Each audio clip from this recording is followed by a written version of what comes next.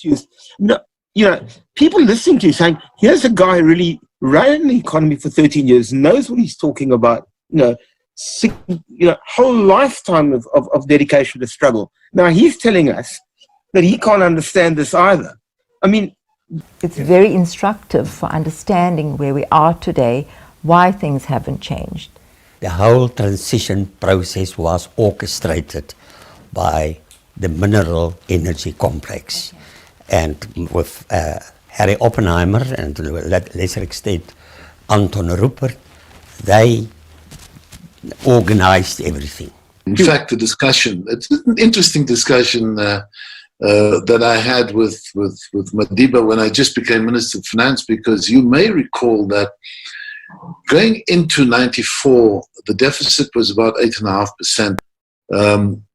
What do we do about it? I said, look, we have to look at how we recalibrate. He said, so the state owes money.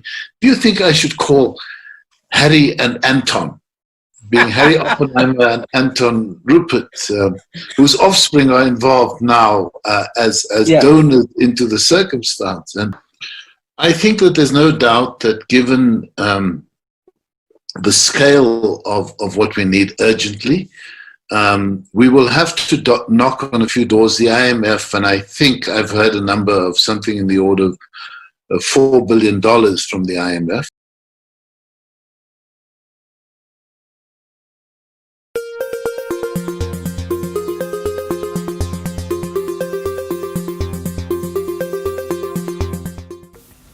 Welcome to the South African Civil Society Information Service. I'm Fazila Farouk, coming to you today from Stellenbosch in the Western Cape. South Africans seem to be facing our moment of reckoning. 20 years after apartheid, this country's racial and economic architecture remains unchanged. White South Africans still own much of the wealth of this country, our economy, while black South Africans, apart from a narrow black elite, largely remain in poverty. Our guest today, Professor Sampie Terblanche, has been reflecting and writing about South Africa's poverty and inequality for many, many years. We're here today to talk to him about how it is that we've arrived at this point 20 years after democracy, where the status quo in this country hasn't changed. It's actually an opportune moment to be talking to him. A year ago, in fact, almost exactly to a day a year ago, his book Lost in Transformation was published, and it looks at a 25-year period in South Africa. It looks at the history of our transition to democracy, and Professor Terblanche has some incredibly special insights into what happened historically in South Africa that informs the current state that the country is in today. Welcome to Saxis, Professor Terblanche. Thank you.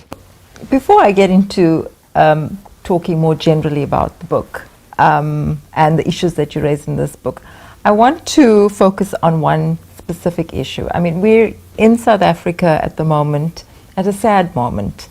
Nelson Mandela is lying on his deathbed, and, you know, he unfortunately is not going to see his vision of South Africa, which is a fair and just society. And I want to quote something from your book, something which he said.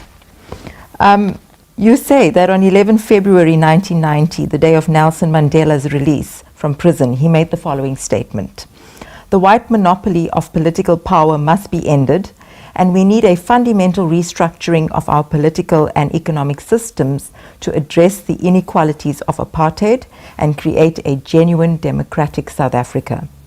That, of course, didn't take place in the last 20 years. And I want you to focus on one particular thing when you answer this for me today. In the book, you contextualize the statement around the fact that he said this, but soon after that, he was having regular meetings with big capital, Harry Oppenheimer in particular, and you talk about an elite compromise that was reached. I do want you to talk a little bit, for the benefit of our audience, about the early 90s and the secret meetings and the deals that were struck back then between the ANC and capital in South Africa. Because I think that's really very instructive for understanding it's very instructive for understanding where we are today, why things haven't changed. The whole transition process was orchestrated by the mineral energy complex. And with Harry Oppenheimer and to a lesser extent Anton Rupert, they organized everything. Early in the 1990s, there was regular lunches between Mr. Mandela and Harry Oppenheimer. When I became aware of it, I remember I was furious. For what must they have lunches? But these lunches developed into regular meetings at Little Brenthurst. It is the estate of Harry Oppenheimer. When too many people attend that secret meetings, the meetings were shifted to the Development Bank between Johannesburg and Pretoria. Normally at night, it was easy to park the cars at the back side of the building, and people on the N1 was not aware of that important meetings that was taking place there. And there, the ANC was convinced to forget about their ideas of socialism and large-scale government intervention, etc. You see, America was in the beginning of the 90s, in a mood of triumphalism. Their attitude was that the American model has won, and that everyone must adapt to the American model. So under the pressure of the South African business sector, with pressure from the Americans that had quite a vested interest in South Africa, the ANC was had to give in. You see, on the question, why have they accepted the new liberal model of the Americans? That is definitely not the correct model for South Africa. Is the bargaining power of the business sector and the Americans. But the Americans was also in a position to make use of threatening the ANC, that if you, in a rather diplomatic way, told the ANC, if you are not going to accept our proposals, we can destabilize South Africa. Now, and there is a third possibility that no one can prove, and I can only speculate it. The question is how many money went under the table. So there's the three reasons: convincing the ANC with arguments, threatening them, and buying them out. Two or all three was at play at that time, because from May 1992, the ANC published a document, Ready to Govern. In that document, it was clear. Previously, the ANC talked about growth through redistribution. In that document of 92, they talk about redistribution through growth. And you know, the year policy was announced in 1996, the so-called trickle down. If there is growth in the capitalist sector, then there will be a trickle down to the poor. It is not necessary to have comprehensive redistributive measures. The typical American approach, that with growth there will be trickle down.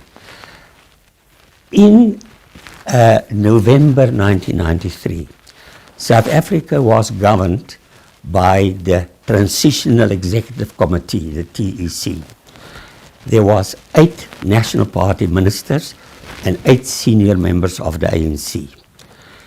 And they had a meeting to ask the International Monetary Fund for a loan of $850 million that we need for the transition.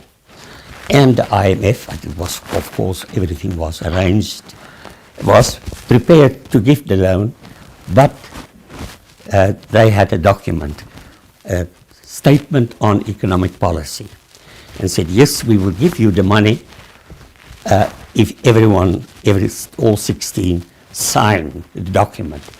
And if one read that document, statement on economic policy carefully, it is gear in embryo form. It is the new liberal policy. And so the ANC had no choice. It was, after in 1986 already, when Gorbachev and Reagan reached an agreement to seek negotiated settlements for all the flashpoints in the world. After that, Reagan informed the ANC that he can't any longer, the Soviet Union can't any longer support the ANC military and financially. Now the ANC don't want us to mention that. As they said, Gorbachev only told them to look for a diplomatic solution instead of a military solution. But the truth is that Gorbachev realized at that stage that the Soviet Union, after the 20 years of Brezhnev, was in a near bankrupt situation. And it is rather remarkable that the American government put quite a lot of pressure on the National Party from Washington, and that Gorbachev from Moscow was putting pressure on the ANC to seek a solution. But it was a solution in the end that the Americans want.